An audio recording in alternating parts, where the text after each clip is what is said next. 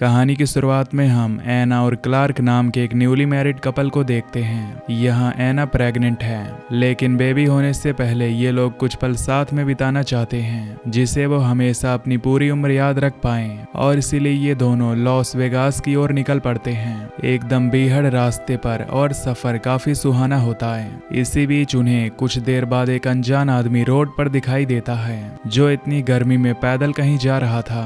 Clark कहता है कि हमें इसे लिफ्ट दे देनी चाहिए, पर एना ये कहकर मना कर देती है कि शायद उसका घर यहीं कहीं आसपास होगा। ये कहकर वो दोनों निकल जाते हैं, पर ये आदमी उन्हें बड़ी ही अजीब वे में जाते हुए देखता है, मानो वो नीचे उतर जाते तो उन्हें खा जाएगा।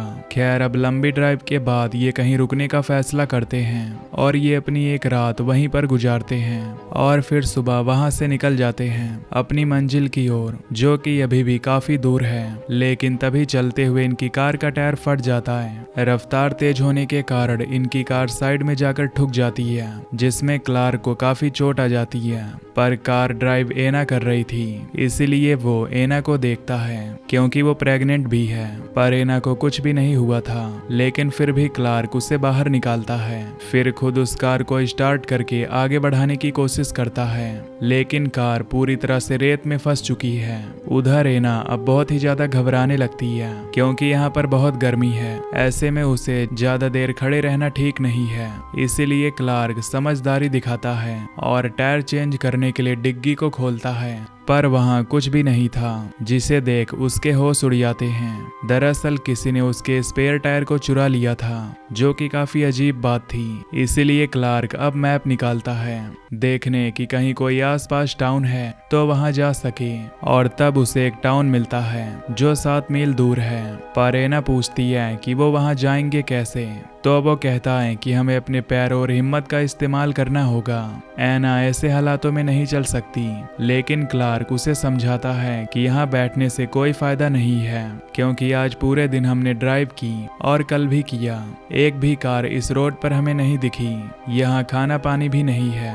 एना उसकी बातें सुन मान जाती है और फिर दोनों अपनी कार को वहीं छोड़कर आगे बढ़ने लगते हैं। पर क्लार्क खुद पर खूब हंसता है क्योंकि कुछ ही दिन पहले उसका बिजनेस में काफी लॉस हुआ था और अब एक और मुसीबत। पर एना उसका मनोबल बढ़ाती है और उसके जख्मों को साफ करते हुए दोनों आगे बढ़ते हैं। ये सीधा रास्ता सिर्फ कार में ही अच्छा लगता है। चलने के दौरान एना क्लार्क से पूछती है कि आखिर उस टाउन का नाम क्या है, तो वो बताता है कि ब्लड रिवर। तभी कुछ देर बाद इन्हें एक टूटी हुई कार दिखाई देती है।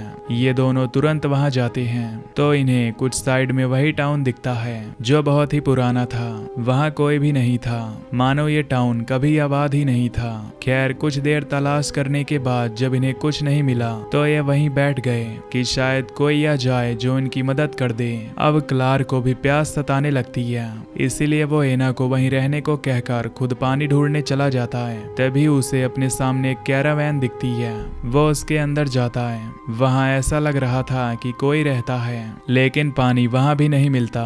इस बीच वहां बाहर एना को एक केस दिखता है जहां पर शायद पेट को रखा जाता है। वहां पर एना को एक मरा हुआ डॉग दिखता है, लेकिन तभी उसे कोई दिखाई देता है जो देखकर वो उसे आवाज लगाती है, तो क्लार्क भी कैरावैन से बाहर आ जाता है। दरअसल ये वही आदमी था जिसे इन्होंने लिफ्ट नहीं दी थी।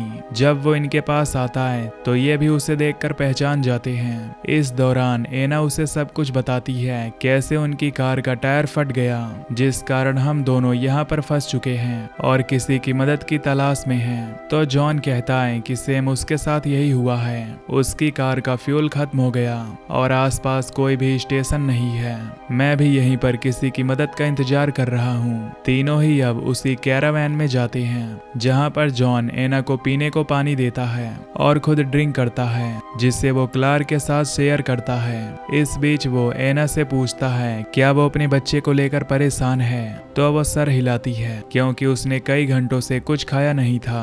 तो जॉन उसके पास आकर कहता है कि अगर मुझे इजाजत हो तो मैं एक चीज करूं, तो एना हाँ करती है।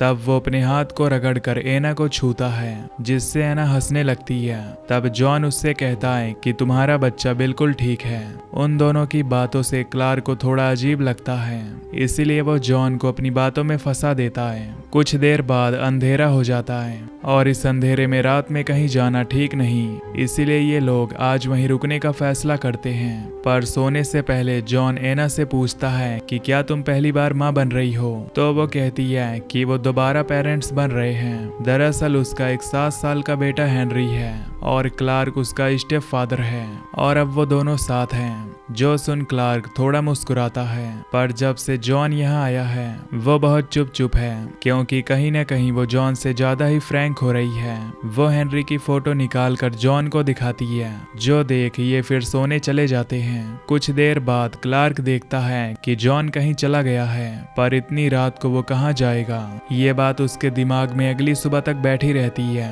पर सुबह अब उसे जॉन की कार तक जाना है पेट्रोल लेने के लिए।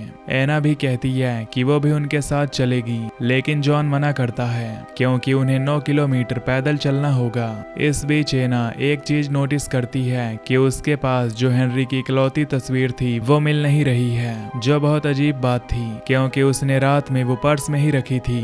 जब ये बात क्लार्क को पता चलती है तो वो भी हैरान होता है, पर उन्हें अब जाना था, इसीलिए जॉन एना को एक बंदूक देता है ताकि वो खुद की रक्षा कर सके, पर उसे चलानी नहीं आती, इसीलिए वो खुद उसे सिखाता है। जो बात क्लार्क को अच्छी नहीं लगती, इसीलिए वो चलने को कहता है और फिर ये दोनों ही वहां से चले जाते हैं। एना अकेली वहीं बैठ जाती है। कई मील चलने के बाद क्लार्क एक जगह बैठ जाता है क्योंकि अब वो बहुत ज्यादा थक चुका है। तभी जॉन उससे अजीब से सवाल पूछता है कि उसकी शादी को कितना समय हो गया और तुम्हारे पास इतनी खूबसूरत बीवी है, अमीर भी होगे तुम। जॉन कहता है कि वो उसके दिमाग को आसानी से पढ़ सकता है, पर क्लार्क को ऐसा नहीं लगता क्योंकि वो बहुत ही शांत स्वभाव का आदमी है। तो जॉन कहता है कि चाहे कोई कितना भी अमीर हो, सच सामने आ ही जाता है। हाँ, अगर वो माफी मांग ले तो शायद वो इस श्राप से बच सकता है। अब ये बात क्लार्क को थोड़ी खटकने लगती है और इसीलिए वो जवाब दिए बिना आगे बढ़ने को कहता है। वहीं दूसरी ओर एना की जब आँख खुली तो वो दूसरी जगह पर थी।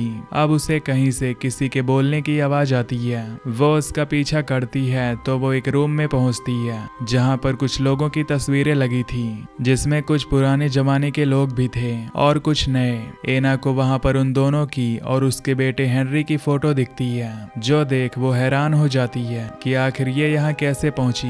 उधर वो दोनों जैसे तैसे करके कार तक पहुंचते हैं, जिससे क्लार्क को थोड़ी राहत मिलती है और वो गॉड को थैंक यू कहता है। जो सुन जॉन कहता है कि थैंक्स तो तुम्हें मुझे करना चाहिए था क्योंकि मैं तुम्हें यहाँ तक लेकर आया हूँ। जो सुन वो हंसने लगता है और फिर उस टैंक कैप को खोलने लगता है। इस बीच जॉन उससे पूछता है कि क्या उसका कोई सीक्रेट है, अगर है तो वो उसे शेयर कर सकता है, लेकिन क्लार्क इनकार करता है। फिर जॉन कहता है कि बहुत कुछ है जो तुम छुपा रहे हो। इतनी देर से उसकी बकवास सुन क्लार्क इरिटेट हो जाता है, लेकिन जब वो पीछे मुड़ा तो जॉन वहाँ नहीं था। अचानक वो कहाँ चला गया, यही सब क्लार्क सोच ही रहा था कि उसी समय उसे कुछ आवाजें सुनाई देती है। तो वो डिग्गी को खोलता है क्योंकि ये आवाज वहीं से आ रही थी। तभी वो अचानक रोने लगता है। उसे डिग्गी में हेनरी की लाश मिलती है, पर वो तो कैलिफोर्निया में है। आखिर वो यहाँ कैसे आ गया और उसे किसने मारा। वहाँ टाउन में एना भी उसका वेट कर रही होती है।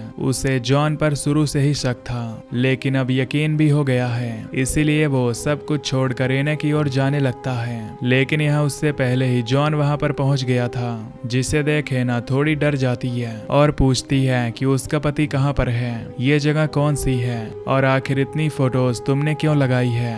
यहाँ पर जॉन सभी चीजों का जवाब बस एक ही लाइन में देता है कि ये जगह गुनाहों का घर है, यानी कि सीनर होम। जो सुन एना घबरा जाती है। तभी वो उसके माथे पर चाकू से क्रॉस बना देता है, फिर एक एक करके उसके शरीर के सारे अंगों को छूता है, फिर कुछ प्रे करता है, जिसके बाद वो उसके पेट में पल रहे बच्चे से कहता है कि मुझे माफ करना, तुम्हारी इन सब चीजों में बस यही गलती है कि तुम गलत इंसान के द्वारा बनाए गए हो। इतना कहकर वो अपनी बंदूक में गोलियां भरने लगता है, लेकिन तभी वहां पर क्लार्क पहुंच जाता है। आते ही जब वो एना की ऐसी हालत देखता है तो जॉन पर कई बार वार करता है और वहीं रखी एक कुर्सी से उसे बांधकर खुद सवाल पूछना शुरू करता है कि आखिर ये जगह कौन सी है, वो कौन है। तब जॉन कहता है कि कि वो एक फरिश्ता है जिसे गॉड ने भेजा है इस दुनिया में। मैंने तुमसे कहा था कि खुद के गुनाहों को कबूल कर लो, लेकिन तुमने मेरी बात नहीं मानी। उसकी बातें सुन क्लार्क को और भी गुस्सा आ जाता है। वो वहां रखे एक औजार से उसकी उंगली ही काट देता है, पर जॉन को कुछ असर नहीं होता।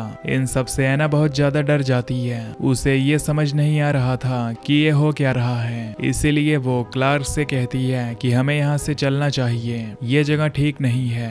अब क्लार्क जॉन को बंदी बना लेता है और उससे कहता है कि वो उसे उसकी कार तक लेकर जाए। उसके पास कोई और चारा न होने के कारण उसे ऐसा करना पड़ता है। वो उन दोनों के आगे चलता रहता है। कुछ ही दूरी पर वो जाकर रुक जाता है, क्योंकि आगे एक बहुत बड़ा सा कब्रिस्तान था जिसे पार करके उन्हें आगे बढ़ना है। तो इन्हें वहां पर 3 कब्र पहले से ही खुदी हुई मिलती है, जो देख क्लार्क जॉन से पूछता है कि ये क्या है। तो वो कहता है कि ये तुम तीनों की मंजिल है। जो सुन एना पूछती है कि हेनरी कहाँ है, तो वो उसे गले से लगा लेता है। जो देख जॉन कहता है कि हेनरी तुम्हारे पति के गुनाहों के कारण मारा गया, अगर तुमने मेरी बात मान ली होती। उसकी बातें सुनकर क्लार्क को गुस्सा आने लगता है, इसलिए वो जॉन को धक्का देकर गिरा देता है, पर वो खुद को आजाद कर लेता है। तभी एना उसके पास भाग कर आती है, जिसे पढ़कर वो कुछ प्रे करने लगता है। फिर उसके कानों में बोलता है, क्या तुम इसे जाने दोगी, हेनरी के गुनहगार को जाने दोगी। और फिर उसे बंदूक देता है। एना अब अपने ऊपर कंट्रोल खो चुकी थी। उसे नहीं पता था कि क्या सही है और क्या गलत। वो जॉन की बातों में आकर उसके ऊपर बंदूक तान देती है। जो देख वो कहता है कि ये तुम क्या कर रही हो, पर एना उससे पूछती है कि आखिर उसने ऐसा क्या किया है, पर क्लार्क कुछ नहीं बताता। तो जॉन उसे उकसाने लगता है, जिसके कारण वो उसे शूट कर देती है। फिर वो ऊपर देखकर प्रे करता है, जिससे उसकी वो कटी हुई उंगली ठीक हो जाती है। क्या वो सच में कोई एंजल है? तभी एना पूछती है कि उसमें उसकी क्या गलती है, वो उसे क्यों सजा दे रहा है। तो जॉन कहता है कि तुम्हारा बराबर का गुनाह है, क्योंकि तुम जिसे चाहती हो उसके लिए तुमने कुछ नहीं किया। ये कहकर वो उसके हाथ में हेनरी की तस्वीर देता है और वहां से मुस्कुराते हुए चला जाता है। उसके जाने के बाद जब एना को कुछ समझ नहीं आता कि वो क्या करे, तो वो खुद को ही शूट करने का सोचती है, पर बंदूक खाली थी। यानी कि वो एंजल उसे एक और मौका देना चाहता है, या फिर उसे भूख और प्यास से तड़पाना चाहता है, क्योंकि यहाँ पर दूर दूर तक कुछ भी नहीं है। उधर दूसरी ओर जॉन अपने दूसरे गुनहगार को पकड़ लेता है, जो कि एक ओल्ड रिच लेडी है, जो उसे लिफ्ट दे देती है। यानी कि ये सिलसिला ऐसा ही चलता रहेगा, क्योंकि जो कोई भी गुनाह करता है उसे सजा यहीं पर मिलती है। और ये मूवी यहीं पर एंड हो जाती है। दोस्तों वीडियो को लाइक और चैनल को सब्सक्राइब कर लीजिए। Till then take care, love you, bye bye.